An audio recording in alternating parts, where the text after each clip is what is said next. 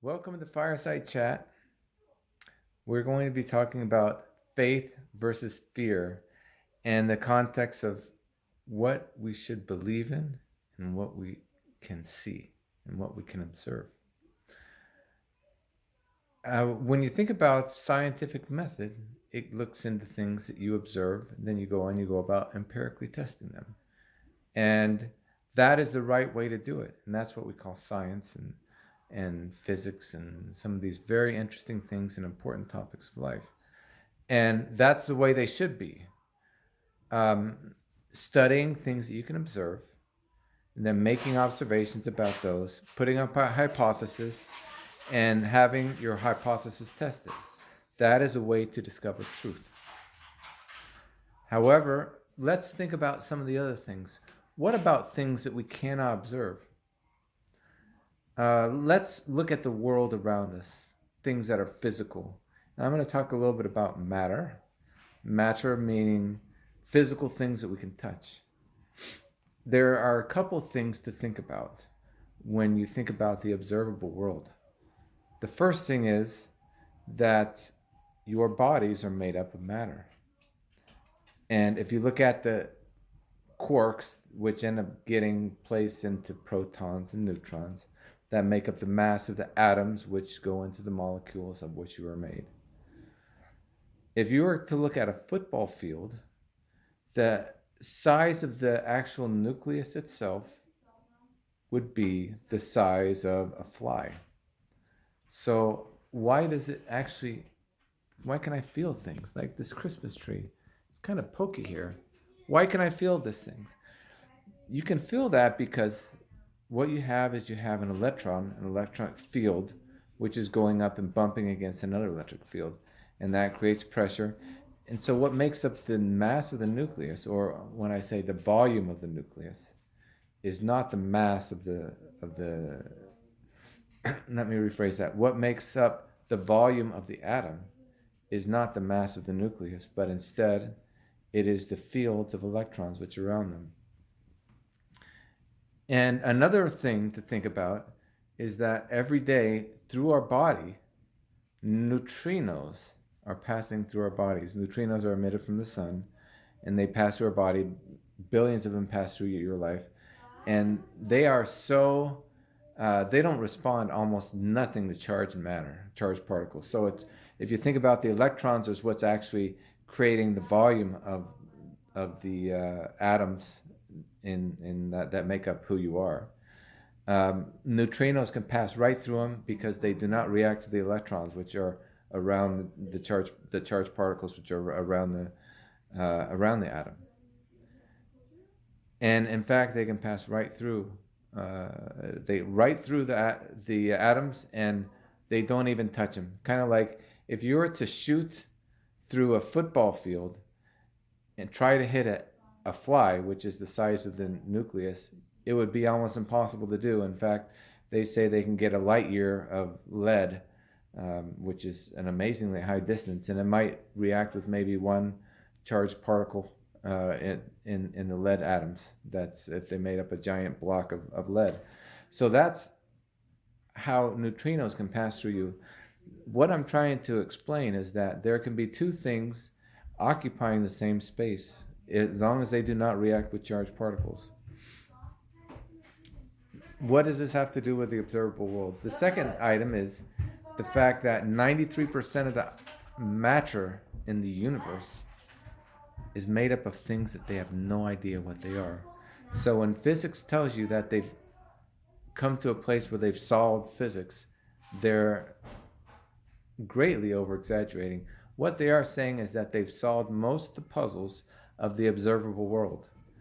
They know nothing, almost nothing, of the unobservable world. So the world that does not react with charged particles. And the reason why we know that the dark matter is there is because they can see the effects on gravity. So they know something must be there, but they can't observe it.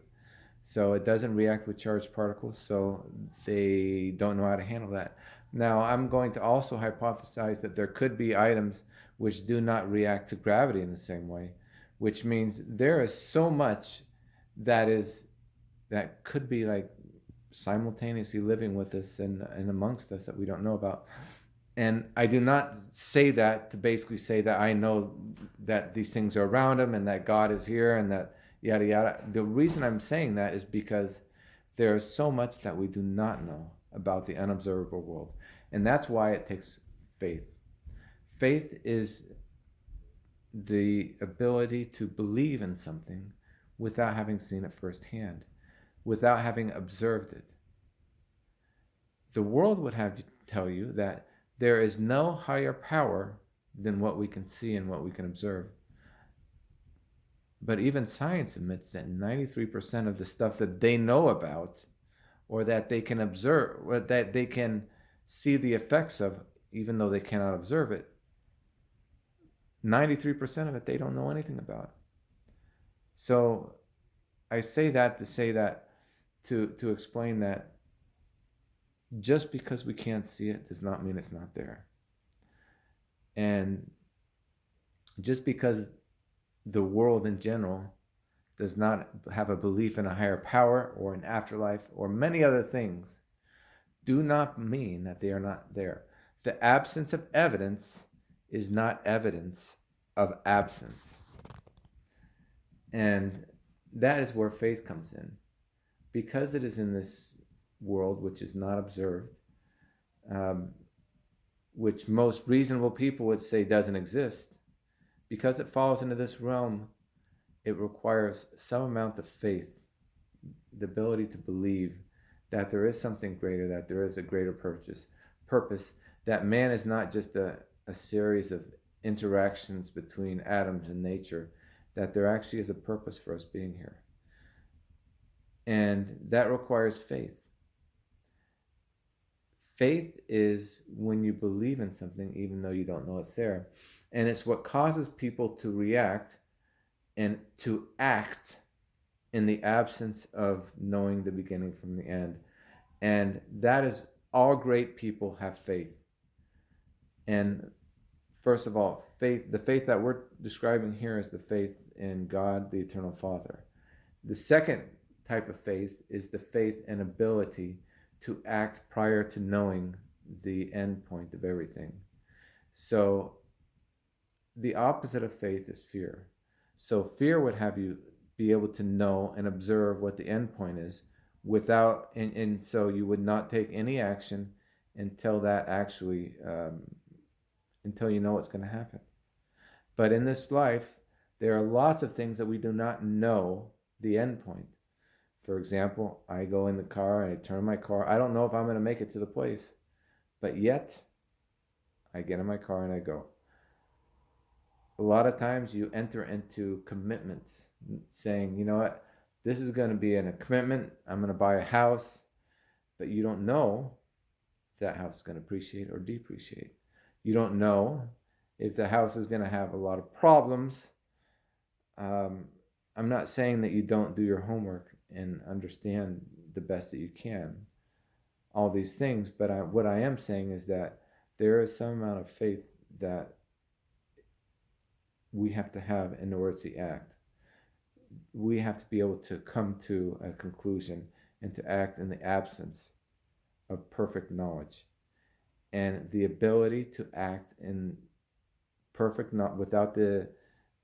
without perfect knowledge is what makes a leader in this life. And it's also what makes someone good. For example, if you have faith in God the Eternal Father, you will act differently than somebody who does not have faith. In audit, we call this principle the observed principle. So people will act differently if they know they're being watched. And audit, and I am an auditor, I am doing the watching, and they know that they are being watched, then they will act differently. And think of this way with your children. If your children are by themselves, might they act differently than if dad or mom are right over them? Of course they will. And in fact, they can be absolute nasty and brutish at times and selfish and all these other kind of things. But at the end of the day, if they know that their parents are going to be watching them, and they are going to be, if they do something wrong, that there will be a punishment for it, that they will be much more inclined to obey. Now, that is what separates those who believe and those who don't believe, because those who don't believe, there is no reason why they would not have the ability, or at least have the inclination to steal, if nobody is watching them. If they actually believe that there was no greater power, then there would be nothing morally wrong with taking something if you didn't think it harmed anyone and you knew that nobody was watching. Let's just say, if you remember, there was a Superman movie where Lex Luthor was going to take basically the rounding error from every single bank account for every single penny. Like if you round up or you round down, he basically would take that. Basically, and he stole it. Nobody would even be the wiser for it. And nobody would really even be harmed, but he would have millions and millions of dollars. That, first of all, I got to think that's a... He's been thinking a lot about that. If you could do that and not get caught, would it be immoral? If you believe in God, it would not be moral. It would be stealing. But if you didn't believe in God, if you didn't believe that there was any punishment for this, why not? I don't see any reason why you wouldn't, if that was your inclination. So, finally, I want to say that with what's going on right now in the world with the COVID-19, there's a lot of fear that's going on. A lot of people are concerned. A lot of people are, for rightly or wrongly, want to get themselves protected the best that they can. I could tell from almost the first week that fear was not the way to go. I actually went out the very first weekend and I went climbing in the great outdoors. I actually had probably more interesting and fun and opportunities with my family than I did any other time. Mostly because we couldn't go to the city at all, which for me was a blessing. I don't really like going to Chicago very much. But also because I did not want my children to see us that we were afraid of the virus. Now, there are much worse things than even back in 2019 or 2020 when we weren't sure exactly how this would play out.